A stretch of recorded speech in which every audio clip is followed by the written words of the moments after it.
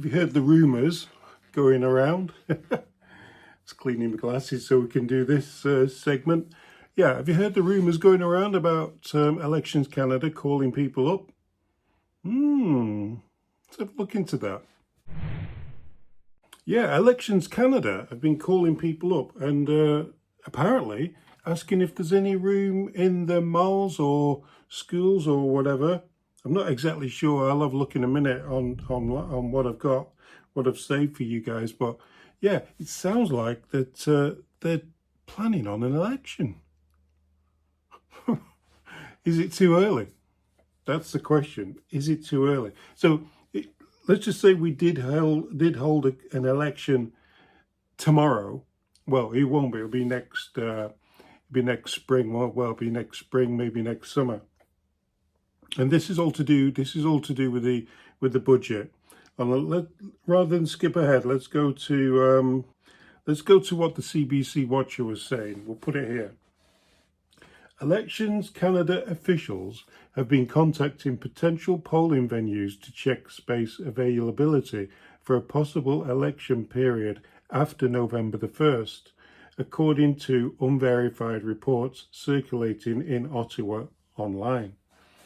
The agency has not issued any formal statement confirming such preparations, but the claims have fueled mounting speculation that another federal vote could be approaching.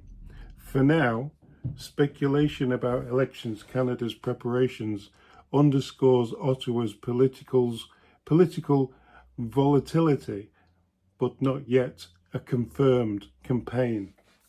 So yeah, well, they haven't assigned any campaign managers, so is this just like, I don't know, brace it, what was it they call it, belt and braces, just in case? November the 8th is the election, is the budget, and we're expecting a huge deficit in the budget.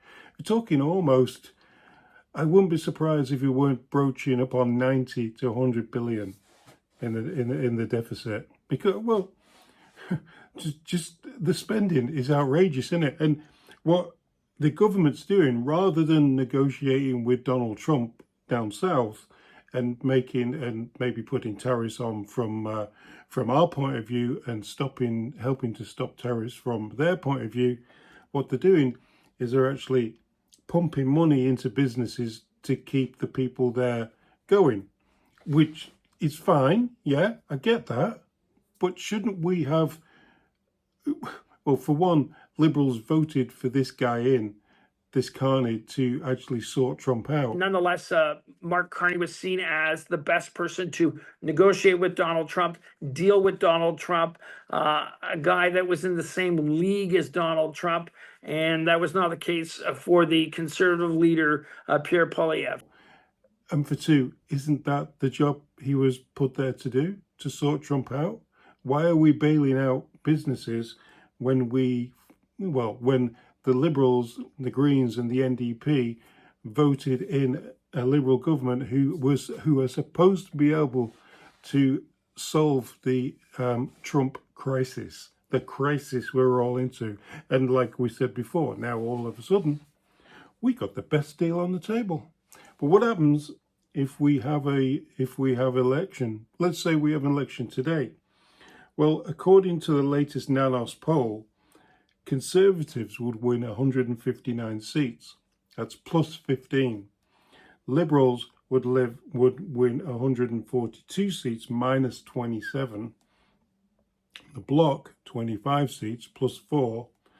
NDP would go plus 7 to 14 seats, and the Greens will get 2 seats. So what they're saying is that people would not necessarily vote for or switch from Liberal to Conservatives.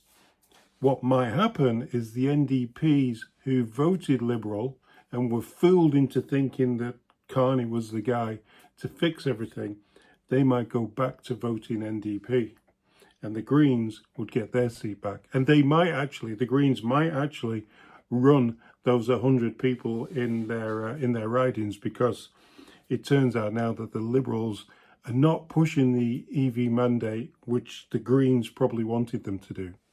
Meanwhile, talking about what the Conservatives want and what Canadians want, looks like Mark Carney is folding a little bit on the old bail reform thing, and he started to talk about trying to make bail tougher for criminals, which is it's what we all wanted.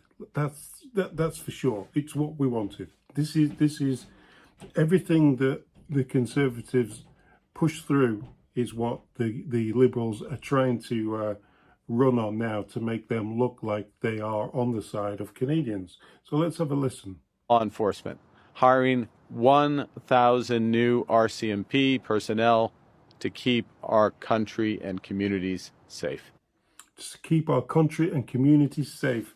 Didn't think about that when he was doing catch and release now, did he? He didn't think about the keeping our communities safe then. It's only now, with this crazy budget coming up, that he's thinking about hiring more police.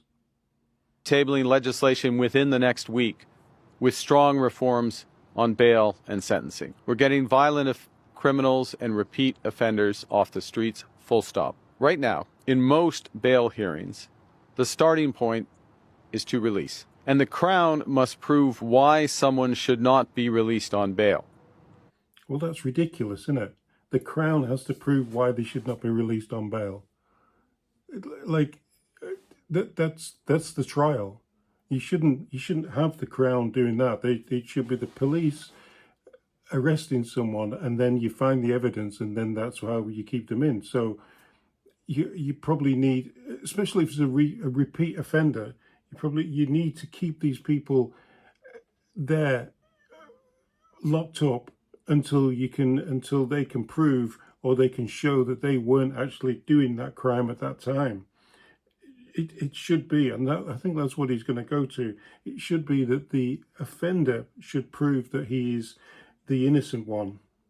Making it too easy for repeated violent offenders to quickly get back on the street, sometimes back into the same communities that they just committed crimes in. Our new law... Remember, we're talking about repeat violent offenders. We're not talking about somebody who was shoplifting, presumed innocent until proven guilty sort of thing.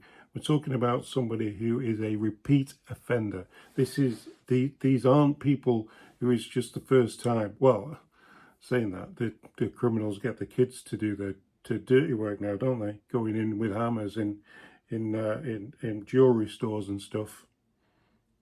We'll flip that script by creating new reverse onus bail provisions for violent and organized crime-related offenses. We're making bail stricter to keep you safer.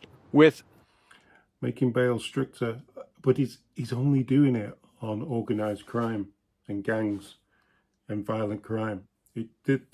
What about car theft and all the other stuff that goes down? Like we're talking multiple people multiply getting caught doing this thing. They shouldn't be getting bail.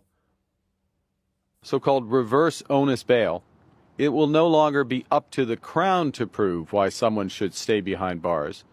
It will be up to the accused to prove to the court why they can be trusted to be released. Their risk of reoffending and their history of past 10 years will be considered. These strong new reverse onus bail provisions will apply to violent auto theft, to break and enter, to human trafficking and smuggling, to assault, to sexual assault, and to extortion involving violence or violent threats. Well, that's good. At least he's doing a lot of the things that we think that should be covered. I'm sure we could go a lot further with that. I'm sure we could. I am sure. I don't think he's going to cover everything. I think we're still going to end up with lunatics out on the street. I still think we have an issue with mental health and stuff like that. You know, you should be able to hold somebody if we think they're mentally, the mental health is suffering. Not hold them in a criminalized holding pattern, but hold them in the fact that, well, you've got a drug issue, you've got a mental health issue. Let's try and help these people. Let's not send them out and then give them all the stuff they need from these vending machines that they can carry on doing what they were doing and then rob people to do it with. Let's try and actually physically help these people, because without that, they are just going to reoffend. Talking about reoffending or offending, did you see this about authorities? They said that more than 450 pieces of mail valued at more than $400,000 were recovered during an investigation. The stolen mail included 255 checks, 182 credit cards, 35 government IDs and 20 gift cards.